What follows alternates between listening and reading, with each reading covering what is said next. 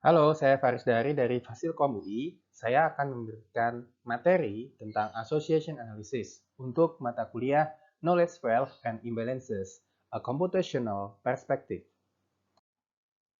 Mari kita lihat contoh yang akan memotivasi kenapa Association Analysis itu bisa berguna. Di sini kita lihat produk-produk yang dibeli pada suatu supermarket. Terdapat transaksi 1, 2, 3, dan seterusnya. Masing-masing transaksi memiliki item, barang, atau produk. Seperti misalnya transaction 1, di sini ada apel, bir peletok, nasi, dan ayam.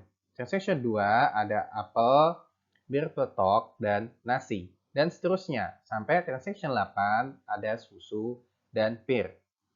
Association Analysis akan menganalisis, menginvestigasi bagaimana barang, produk, atau item itu saling berkaitan, saling berasosiasi satu sama lain. Dalam konteks penjualan produk, Association Analysis dapat memberikan wawasan terkait dengan produk mana saja yang dibeli pada saat bersamaan. Lalu bagaimana kecenderungan produk Y itu dibeli ketika X juga dibeli. Lalu bagaimana ketika orang membeli produk X, bagaimana kuat itu akan mengangkat pembelian produk Y. Dengan wawasan tersebut akan dapat menjadikan lebih baik layout untuk toko, kemudian pengaturan harga, serta rekomendasi produk. Konsep pertama terkait dengan association analysis yang dapat kita pelajari yakni frequent items. Frequent items adalah item yang dibeli secara sering di suatu transaksi-transaksi. Dalam hal ini kita menggunakan pengukuran support. Support itu terkait dengan seberapa populer suatu item, yang bisa kita ketahui dari proporsi transaksi yang mengandung item tersebut. Di contoh yang berikut, yakni kita bisa melihat ada 8 transaksi. Nah, kita bisa melihat support untuk item Apple itu adalah 4/8. Kenapa? Karena di 8 transaksi, terdapat 4 transaksi yang mengandung apel. Kita juga bisa menarik dari frequent item menuju frequent item set. Di sini, alih-alih hanya item ya, yang bersifat individual, kita bisa melakukan pengecekan apakah item set yang berisi sekumpulan item itu bersifat frequent atau sering terdapat pada transaksi-transaksi. Nah, di sini kita juga menggunakan pengukuran support. Kita langsung saja lihat contohnya. Di sini contohnya bagaimana support untuk apel dan bir peletok pada saat bersamaan. Bisa kita lihat dari 8 transaksi, terdapat 3 transaksi yang mengandung secara bersamaan apel dan bir peletok. Sehingga supportnya adalah 3/8 atau 0,375. Penentuan apakah suatu item set itu bersifat frequent atau tidak didasarkan pada min support. Jadi nilai supportnya harus melebihi atau sama dengan min support. Pada contoh di sini misalnya, jika diasumsikan min support 30%, maka frequent item sets-nya adalah contoh di sini untuk apel dan bir peletok pada saat bersamaan, karena nilai supportnya 3/8, yakni 0,375, maka ini termasuk frequent item set, karena 0,75 tentu saja melebihi 0,3. Nah, pertanyaan, bagaimana untuk support nasi dan ayam pada saat bersamaan? Oke, sekarang kita coba belajari tentang konsep association rule. Nah, association rule itu adalah hubungan asosiasi dari X ke Y. Jadi bisa kita lihat di sini ada arahnya direction X menuju Y. Nah, kita bisa membaca seperti ini, item Y dibeli ketika item X juga dibeli. Di suatu association rule, kita bisa mengukur confidence-nya.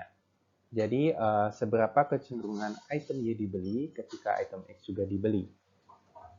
Nah, pengukuran confidence ini bisa kita lakukan dengan melihat proporsi transaksi di mana item X dan Y ya, itu muncul pada saat bersamaan relatif terhadap pembelian item X pada keseluruhan transaksi. Mari kita lihat contohnya. untuk rumusnya. Jadi di sini ada transaksi-transaksi untuk menghitung confidence dari apel ke bir peletok, maka kita bisa menghitung confidence tersebut dari pembagian antara support untuk apel dan bir peletok dibagi dengan support untuk apel itu sendiri.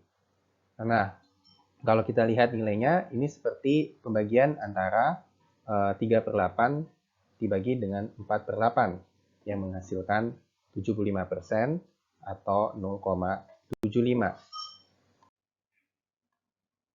Oke, di sini ada penghitungannya 3/8 dibagi dengan 4/8.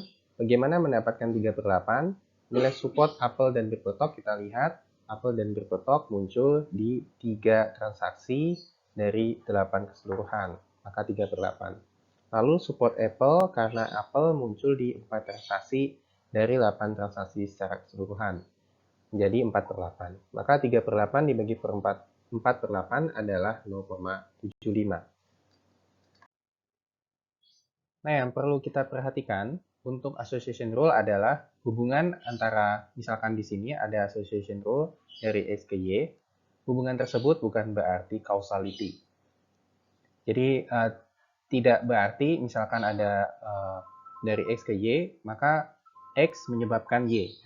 Tapi kita membacanya lebih ke hubungan co-occurrences, atau dengan kata lain, asosiasi.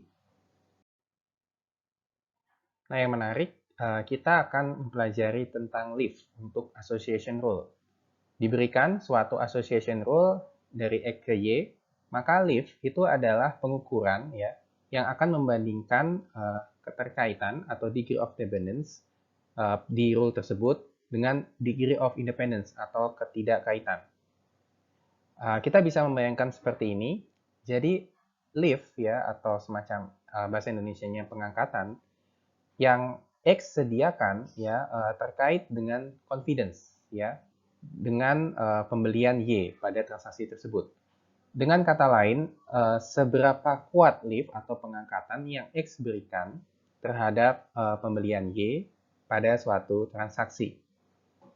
Nah, nilai leaf 1 menandakan tidak terdapat asosiasi. Sedangkan jika nilai leaf-nya lebih dari 1, maka terdapat asosiasi positif.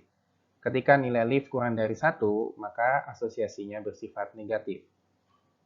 Mari kita lihat contoh di sini, yakni terdapat association rule dari apel ke bir peletok. Menariknya, kalau misalkan kita melihat confidence dari apel ke bir peletok, maka nilainya adalah 0,75, yang sekilas tampak cukup tinggi. Nah, tapi bagaimana dengan leaf-nya? Apakah pembelian apel benar-benar meningkatkan tendensi asosiasi secara positif untuk pembelian bir peletok? Maka kita gunakan leaf dari apel ke bir peletok. Kita bisa menggunakan formula confidence dari apel ke bir peletok dibagi dengan support bir peletok. Bisa kita lihat di sini nilai support bir peletok itu sudah cukup tinggi, 0,75 sendiri. Dan confidence-nya juga 0,75. Maka dari nilai leaf-nya, yakni 0,75 bagi 0,75 menghasilkan 1. Yang mana sebenarnya tidak ada asosiasi antara apel dan bir peletok. Sekarang kita coba ubah datasetnya sedikit, yakni dengan penghilangan bir peletok di transaksi 5, kemudian 6, dan 7. Seperti ini. Di sini menariknya, kita bisa melihat bahwa support untuk bir peletok itu berkurang. Yang tadinya 0,75, karena muncul di 6 dari 8, menjadi hanya 0,375 karena muncul di 3 transaksi dari 8 transaksi. Nah, sedangkan nilai confidence untuk association rule dari apel ke bir peletok, confidence-nya nilainya masih 0,75. Nah, di sini kita bisa melihat leaf untuk association rule dari apel ke bir peletok.